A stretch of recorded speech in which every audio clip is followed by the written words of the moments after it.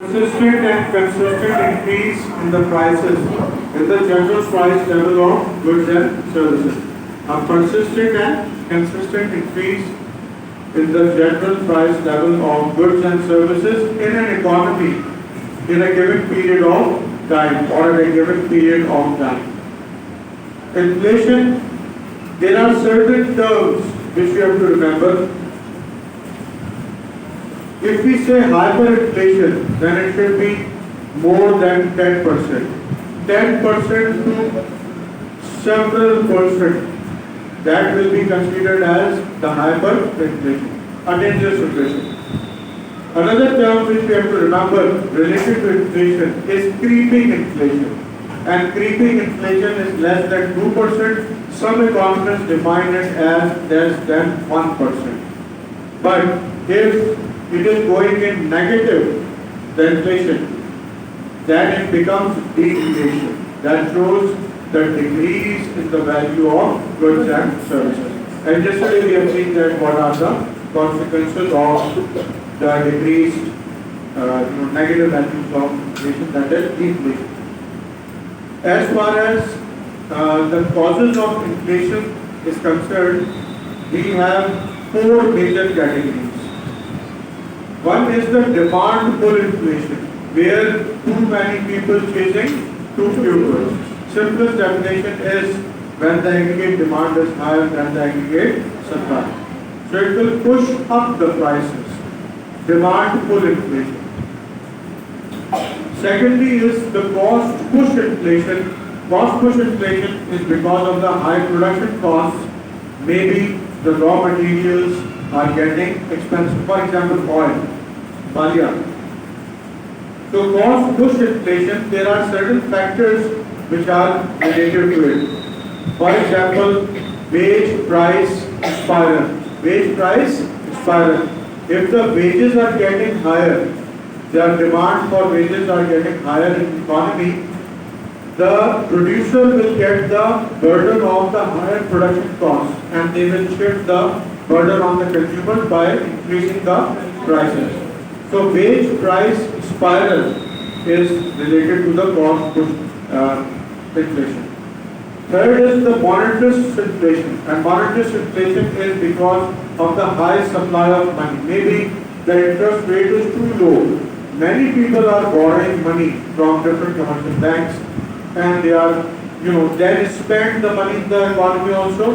So monetarist inflation will be closely linked and related to the demand pull inflation. So this demand pull inflation and monetarist inflation are very much related to each other. What happens because of the monetarist inflation? That the currency value will be depreciated. The fourth one is the imported inflation. Maybe your currency is depreciated, and you are depending upon imports a great deal. So whatever imports are coming into your country, they will be very expensive. Maybe there are more tariffs or custom duties on those. Maybe there is a quota which is restricting the supply of those imported goods. All this will make the imported inflation. Now quickly we are going to go through the steps in the construction of the index numbers and consumer price index, which is the method for calculating not only inflation but also deflation as well. So we can have a look at these steps. We already know it. The first one is inflation is measured by the consumer price index. The other method is the retail price index. Base year is the first step. It means the year with which you make comparisons. For example, 2018 can be the base year for the calculation of inflation in 2021. Base year should be a normal year. It should not be a year where there are natural disasters or anything unacceptable happening in that particular year. Then the basket of goods and services will be decided. For example, in the UK, 640 commodities, goods and services are generally taken. In Pakistan, 390 commodities are generally taken as the basket of goods and services. Basket itself means the collection of goods and services which are consumed generally by the consumers or households in an economy. Secondly, the average family. Average family means a family with average levels of income. So those households will be included in the survey comparatively more than the two extremes. What are the two extremes? Very rich, very poor. Then the weights. Now weights is something on which this is maybe the examiner's favorite thing to give. Weightage. So weights or weightage represents how much of your income is going towards the payments of certain goods and services. For example, in Pakistan you can say that if the children are going to the private schools and colleges or universities, maybe the weightage of the education expenditure is the highest. In some of the economies, maybe food can be taken up the highest weightage of consumption from the consumers. And then weights are multiplied by the price changes. Although the construction of index number, this consumer price index may never be asked, but you should be able to calculate the rate of inflation. And that is basically the changes in the CPI between the current year and the base year divided by the prices, consumer price index of the base year multiplied by 100. That is the formula for calculating the inflation. The consequences of inflation, it will include the advantages, possible benefits and many disadvantages. First, the disadvantages of inflation. Poor or lower living standards, fixed income earners on pensions, for example, or unemployment benefits, they will suffer a lot. Plus, there will be certain things related to exports. Your exports will be lesser because your things are getting expensive. But the same point can be written as a benefit also. We will see that exports generally decrease because of the higher production cost and inflation is there. Things are expensive for the other countries to purchase.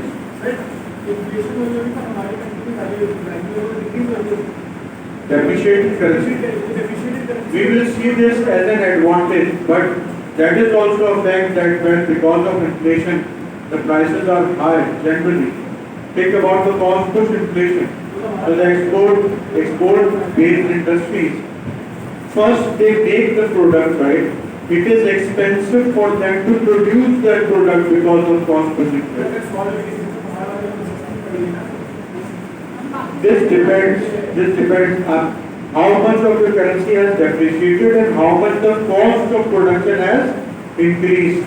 That difference will be considered this.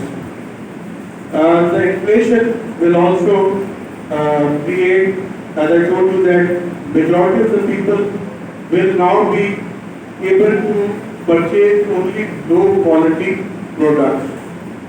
There are some other terms which we have studied in the chapter of inflation, which were manu costs, for example, for the producer. Very important, manu costs.